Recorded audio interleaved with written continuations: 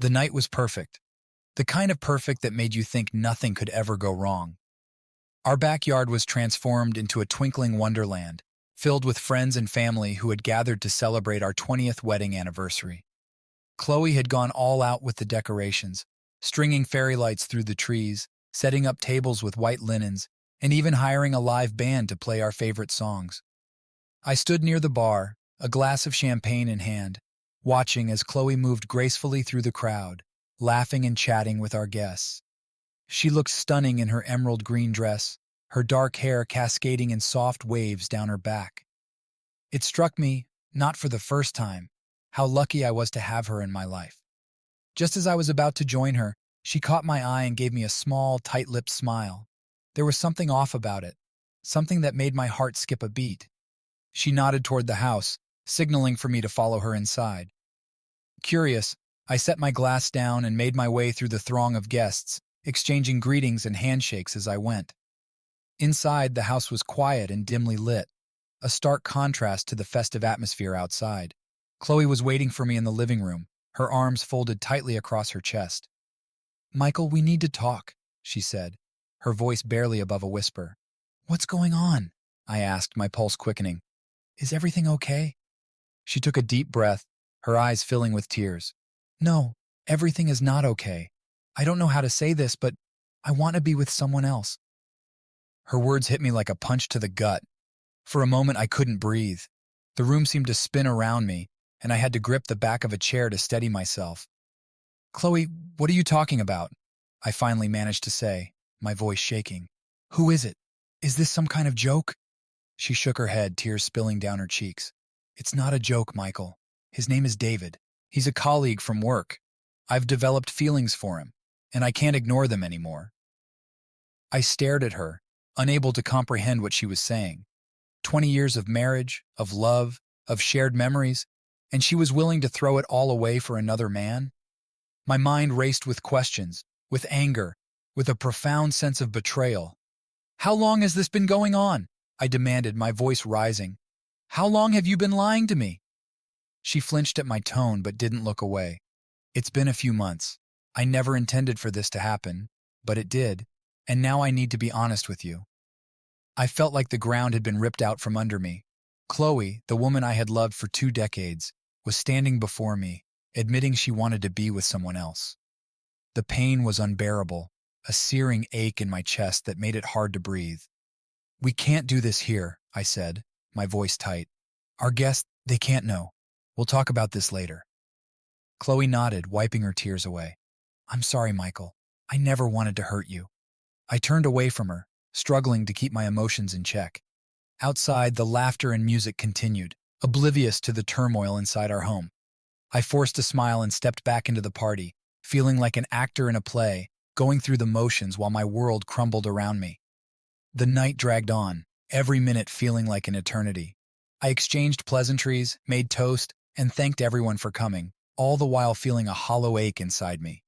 Chloe and I moved through the crowd like ghosts, maintaining the facade of a happy couple, even as the truth threatened to tear us apart. When the last guest finally left and the house was quiet once more, I turned to Chloe. "We need to talk. Now." She nodded, her face pale and drawn. We sat down on the couch, the weight of her confession hanging heavily in the air. "Why Chloe? Why him?" I asked, my voice breaking. She looked down at her hands, unable to meet my gaze. "I don't know, Michael. It just happened. I felt something with him that I hadn't felt in a long time. I feel alive when I'm with him." Her words cut deep, but I couldn't stop myself from asking, "And what about us? What about our family?" Tears filled her eyes again. "I don't know. I need time to figure things out." As I sat there staring at the woman I thought I knew, I realized that our lives would never be the same again. The perfect night was shattered, and I was left to pick up the pieces of a marriage that was falling apart before my eyes. The days following our anniversary were a blur of confusion and heartache. The shock of Chloe's confession had left me reeling, unable to think clearly or focus on anything. I went through the motions of daily life, but everything felt meaningless, like I was trapped in a bad dream I couldn't wake up from. Chloe and I barely spoke. She stayed late at work more often, and when she was home she avoided me, as if the sight of my pain was too much for her to bear. The silence between us was deafening, a constant reminder of the chasm that had opened up in our marriage. I sank into a deep depression. Nights were the worst. I would lie awake for hours, staring at the ceiling, my mind racing with thoughts of Chloe and David. The image of them together haunted me, a relentless torment that left me exhausted and numb. I started drinking more, using alcohol to dull the pain and help me sleep, but it was a temporary fix that only made things worse. I couldn't concentrate at work. My performance slipped, and my boss, noticing my decline, pulled me aside one day. "Michael, is everything okay?" he asked, concern etched on his face. "You've been off lately. If you need some time off, take it." I nodded, grateful for his understanding but unable to explain the true depth of my misery. I took a few days off, hoping the break would help me clear my head, but it only gave me more time to dwell on my shattered life. I found myself avoiding friends and family, unable to face their questions or sympathy. I didn't want to explain what had happened, or admit that my marriage was falling apart. It was easier to isolate myself, to wallow in my grief and anger alone. One evening, I decided to reach out to Tom, my best friend. We had been close since college, and if anyone could understand what I was going through, it would be him. I texted him, asking if we could meet up for a drink, and he responded almost immediately, suggesting our favorite bar downtown. I arrived early, nursing a beer as I waited for him. When he walked in, I felt a small sense of relief. Tom had always been a steady presence in my life, someone I could count on no matter what. "Hey, Michael," he said, clapping me on the back as he sat down. "You look like hell. What's going on?" I took a deep breath, the words catching in my throat. "Chloe, she told me she wants to be with someone else." Tom's eyes widened in shock. "What, are you serious? Chloe, I can't believe it." "Neither can I said bitterly. "It's been a few months, apparently. Some guy from work named David." Tom shook his head, disbelief and anger flashing across his face. "That's unbelievable. I'm so sorry, man. What are you going to do?" "I don't know," I admitted, feeling the weight of my uncertainty. "I'm a mess, Tom. I can't think straight. I can't sleep. I don't know how to fix this." Tom leaned back, his expression thoughtful. "Have you talked to her about counseling? Maybe there's a chance to work things out if that's what you want." "I suggested it," I said. "She agreed, but it feels like she's already checked out. I don't know if she even wants to try." Tom sighed. "It's a tough situation, but you have to take care of yourself too. If she's not willing to put in the effort, you need to decide what's best for you." I nodded, knowing he was right but feeling lost all the same. "I just don't know if I can get through this. The thought of her with someone else, it's killing me." "You're stronger than you think, Michael," Tom said, his voice steady. "Whatever happens, you'll get through it, and I'm here for you, whatever you need." We sat there for a while longer, talking about anything and everything, trying to find some semblance of normalcy. For the first time in days, I felt a glimmer of hope, a small spark of resilience that maybe, just maybe, I could find a way to move forward. But as the night wore on and I returned to our empty house, the reality of my situation crashed down on me once more. Chloe was still out, likely with David, and the silence of our home was suffocating. I poured myself another drink and sank onto the couch, feeling the weight of my depression settling back over me like a heavy blanket. I knew I couldn't continue like this, but I didn't know how to find my way out. The future felt uncertain, and the pain of Chloe's betrayal was a constant, gnawing ache. All I could do was take it one day at a time, hoping that somehow I would find the strength to face whatever came next. The days following our anniversary were a blur of confusion and heartache. The shock of Chloe's confession had left me reeling, unable to think clearly or focus on anything. I went through the motions of daily life, but everything felt meaningless, like I was trapped in a bad dream I couldn't wake up from. Chloe and I barely spoke.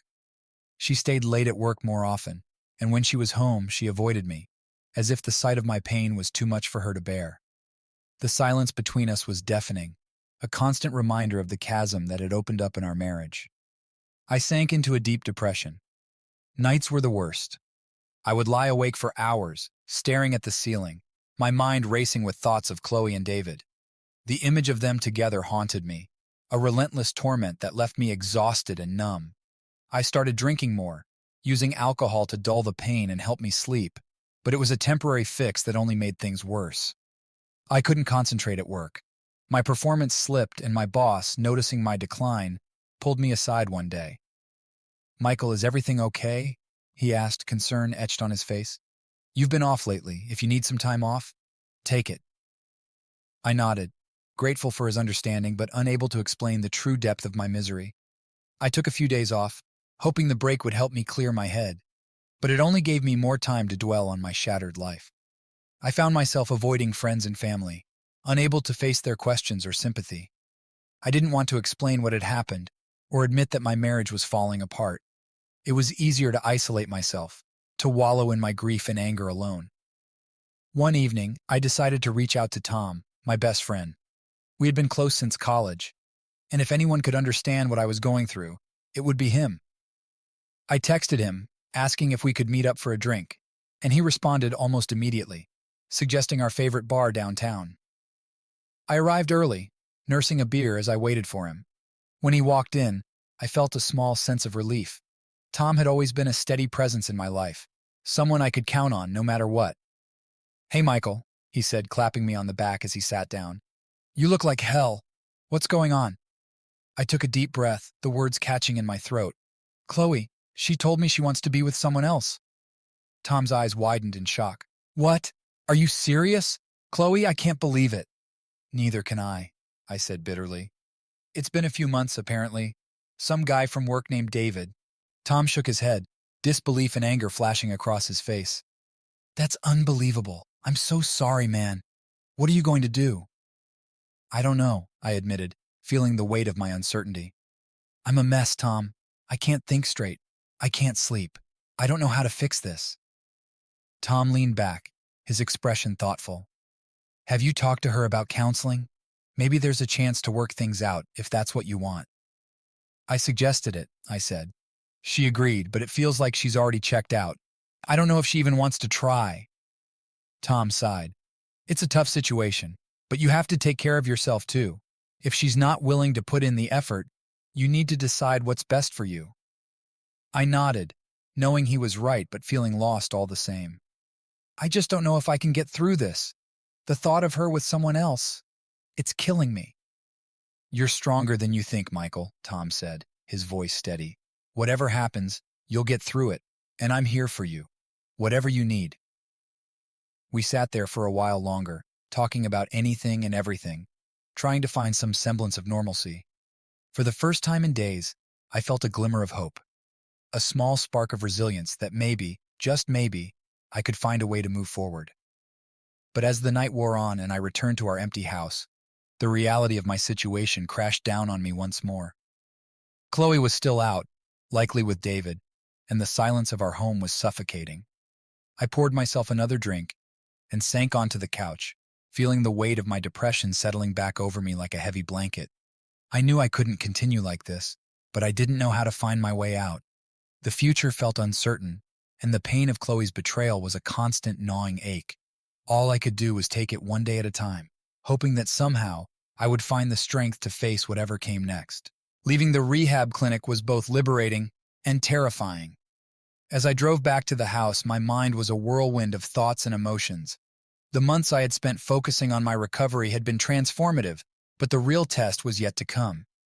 I had to face the life I had left behind, confront Chloe, and find a way to move forward. The house was eerily quiet when I walked in. Chloe was sitting at the kitchen table, her eyes wide with surprise as she saw me. There was a moment of awkward silence before she stood up, nervously smoothing her dress. "Michael, you're back," she said, her voice uncertain. "How are you feeling?" I took a deep breath, trying to steady myself. "I'm better, Chloe. A lot better. But we need to talk." She nodded and gestured for me to sit down. As I took a seat opposite her, I couldn't help but notice how tired and worn out she looked. The past months have taken a toll on both of us. "First, I want to thank you," I began, "for pushing me to get help. I didn't see it then, but I was destroying myself." Tears welled up in her eyes, and she quickly wiped them away. "I never wanted to hurt you, Michael. I didn't know how to handle everything." "I know," I said softly, "and I don't blame you for all of it. We both made mistakes.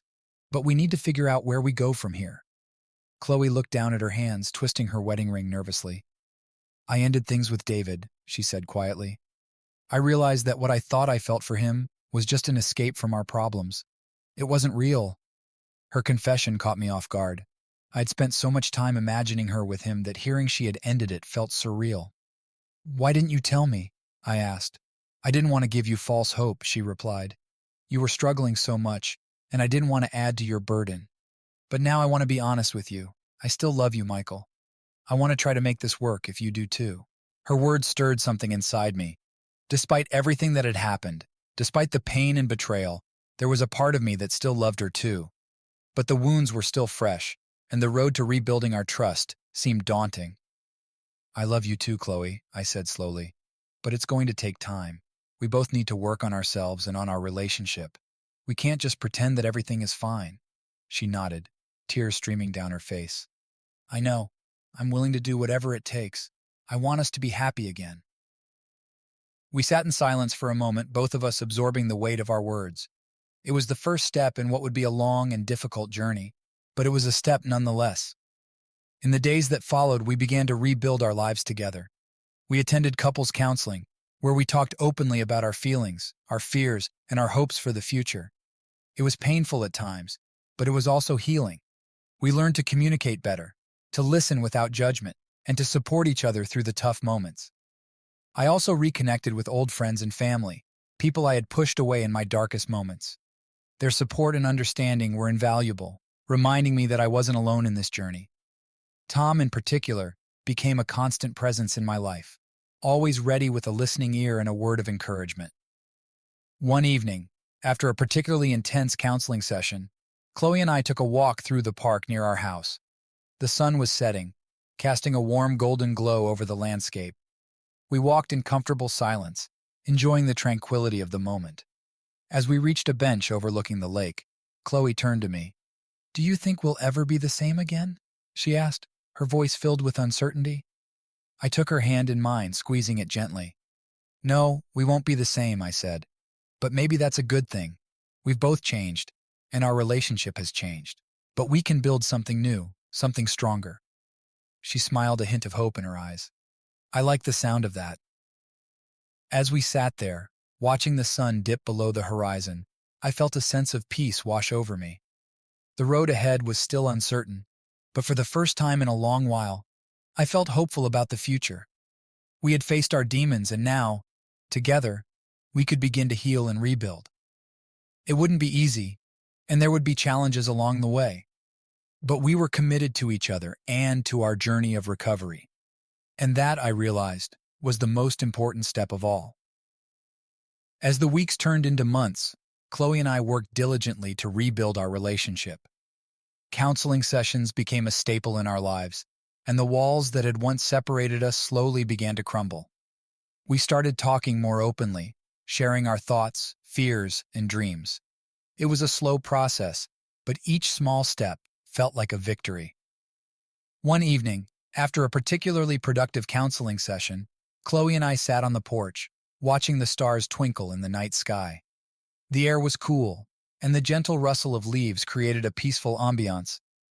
Michael, Chloe said, breaking the comfortable silence, I've been thinking. We need a change of scenery, something to help us reconnect on a deeper level. I turned to her, intrigued. What do you have in mind? A romantic trip, she said, her eyes lighting up with excitement. Just the two of us. No distractions, no work, no stress. A chance to rediscover each other and create new memories. The idea resonated with me immediately. The thought of escaping our daily routines and focusing solely on each other sounded perfect. Where should we go? I asked, feeling a flicker of anticipation. I've always wanted to visit Napa Valley, Chloe said, smiling. The vineyards, the beautiful scenery, the wine tastings. It seems like the perfect place to unwind and reconnect. I nodded, picturing us strolling through sunlit vineyards and enjoying quiet, intimate dinners. Napa Valley it is, I agreed. Let's make it happen. We spent the next few days planning our trip, researching the best wineries, and booking a cozy bed and breakfast nestled in the heart of the valley. The excitement of our upcoming adventure brought a renewed sense of purpose to our efforts, and we both looked forward to the opportunity to leave our troubles behind, even if only for a little while. When the day of our departure arrived, we packed our bags with a mixture of excitement and nervousness. As we drove through the picturesque countryside, the tension and stress of the past months seemed to melt away with each passing mile. Our bed and breakfast was a charming, rustic inn surrounded by rolling vineyards and lush gardens. The owners, a friendly couple named Eleanor and James welcomed us warmly and showed us to our room, a quaint, cozy space with a balcony overlooking the vineyards. "This place is perfect," Chloe said, her eyes sparkling with delight as she took in the view. "Thank you for agreeing to this trip, Michael." I wrapped my arms around her, pulling her close. "Thank you for suggesting it," I replied. "I think it's exactly what we need." Over the next few days, we immersed ourselves in the beauty and tranquility of Napa Valley. We toured vineyards, sampling exquisite wines and learning about the winemaking process. We took long walks through the countryside, hand in hand, talking about everything and nothing. We dined at intimate restaurants, savoring delicious meals and toasting our renewed commitment to each other. One evening, after a particularly memorable day exploring a historic winery, we returned to our inn and decided to have a quiet dinner on our balcony. As the sun set, casting a golden glow over the vineyards, we opened a bottle of wine we had purchased earlier and settled into our chairs. "This trip has been amazing," I said, raising my glass. "I feel like we're rediscovering each other all over again." Chloe smiled, her eyes filled with warmth. "I feel the same way. It's been wonderful to just be us, without any of the distractions or stress." We clinked our glasses and took a sip, enjoying the rich, velvety flavor of the wine. As the stars began to twinkle in the night sky, I reached across the table and took Chloe's hand. "I know we still have a lot of work to do," I said softly, "but I want you to know that I'm committed to us, to our future. I believe we can come out of this stronger than ever." Tears glistened in Chloe's eyes as she squeezed my hand. "I believe that too, Michael, and I'm committed to us as well. I love you." "I love you too," I replied, my heart swelling with emotion. At that moment, under the starry sky and surrounded by the beauty of Napa Valley, I felt a sense of peace and hope that I hadn't felt in a long time. We had faced incredible challenges and endured unimaginable pain, but we were still standing, still fighting for our love and our future. As we sat there, sharing a quiet, intimate dinner and looking out over the vineyards, I knew that we were on the right path. Our journey was far from over, but for the first time in a long while, I felt confident that we could navigate it together. We had found our way back to each other, and that was the greatest victory of all. Returning home from Napa Valley felt like stepping into a new chapter of our lives. The trip had been rejuvenating, giving us the chance to reconnect and rediscover the love that had brought us together so many years ago. But now, the real work of rebuilding our relationship began. The first few days back were a whirlwind of catching up on work and household responsibilities. Despite the busy routine, Chloe and I made it a priority to maintain the connection we had rekindled during our trip. We continued attending our counseling sessions and found new ways to support each other. One evening, after a particularly grueling day at work, I walked into the house to find Chloe in the kitchen, preparing dinner. The smell of roasted chicken and herbs filled the air, and the sight of her moving gracefully around the kitchen brought a smile to my face. "Hey," I said, leaning against the doorway, "that smells amazing." Chloe looked up and smiled. "I thought we could have a nice, quiet dinner tonight. Just the two of us." I walked over and wrapped my arms around her from behind, resting my chin on her shoulder. "That sounds perfect." We sat down to dinner, talking about our day and sharing stories from our trip. It felt like a glimpse of our old life, the one we had before everything fell apart. After dinner, we moved to the living room where we settled on the couch with a glass of wine. "Michael, I've been thinking," Chloe began, her tone serious. "I know we've made a lot of progress, but I think it's important for us to keep working on our relationship, to keep growing together." I nodded, understanding her point. "I agree. What do you have in mind?" "I think we should find something we can do together regularly," she suggested. "Something that helps us stay connected and gives us a chance to bond." I thought about it for a moment. How about taking a cooking class together? We both enjoy cooking, and it could be a fun way to spend time together. Chloe's eyes lit up with excitement. "I love that idea. Let's do it." We signed up for a local cooking class that met once a week. It quickly became something we both looked forward to. The class was not only an opportunity to learn new recipes and techniques, but also a chance to work together as a team. We laughed, made mistakes, and celebrated our successes, each class bringing us closer together. One evening, after a particularly challenging lesson on making soufflés, we sat down at our kitchen table, savoring our creations. "You know, I think we're getting pretty good at this," Chloe said, grinning. I chuckled. "Yeah, I never thought I'd be able to make a soufflé. But here we are." As we enjoyed our dessert, I felt a sense of accomplishment and pride. We were not just rebuilding our relationship, we were creating new memories and experiences that strengthened our bond. Our efforts extended beyond the cooking class. We started going on regular date nights, exploring new restaurants, and revisiting old favorite spots. We also began a weekly tradition of taking long walks in the park, using the time to talk openly and honestly about our feelings, our goals, and our hopes for the future. One weekend, we decided to tackle a home improvement project together, painting the living room. It was a task we had put off for years, but now it seemed like the perfect way to collaborate and create something beautiful together. As we worked side by side, chatting and joking, I realized how much we had grown. The trust and communication we had built through counseling and our shared activities had brought us closer than ever. After a long day of painting, we stood back to admire our work. The living room looked brighter and more inviting, a reflection of the positive changes in our relationship. "This looks amazing," Chloe said, wiping a smudge of paint from her cheek. "We make a pretty good team." I smiled, pulling her into a hug. "We do, and I think we're just getting started." Our commitment to each other and to rebuilding our relationship paid off in countless ways. We learned to support each other better, to communicate more effectively, and to find joy in the simple moments we shared. It wasn't always easy, and there were still challenges along the way, but we faced them together, knowing that our love and dedication to each other would see us through. As we continued to build our new life together, I felt a deep sense of gratitude for the journey we had taken.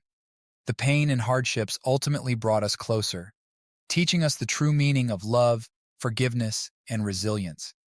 And with each passing day, I grew more confident in our ability to create a future filled with happiness, love, and endless possibilities.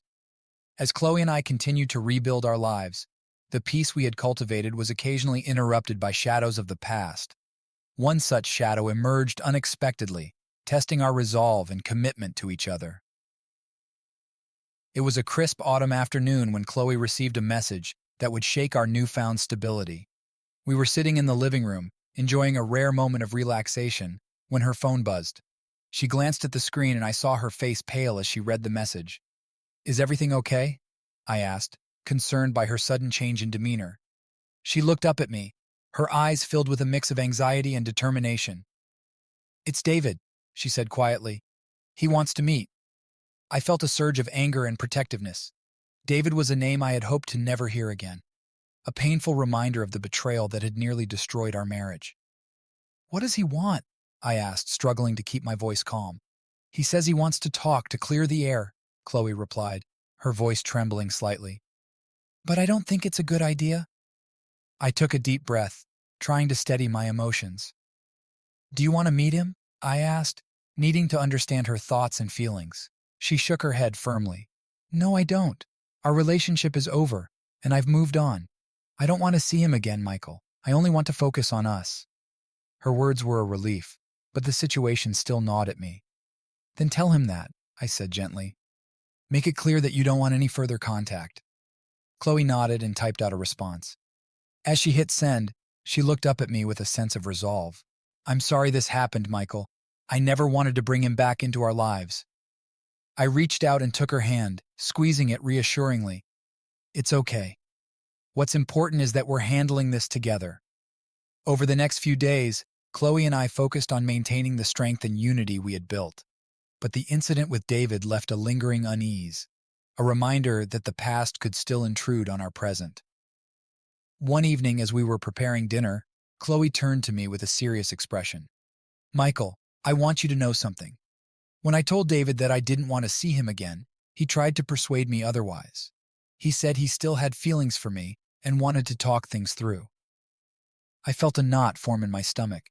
"What did you say?" "I told him no," she said firmly. I told him that my priority is my marriage and my husband.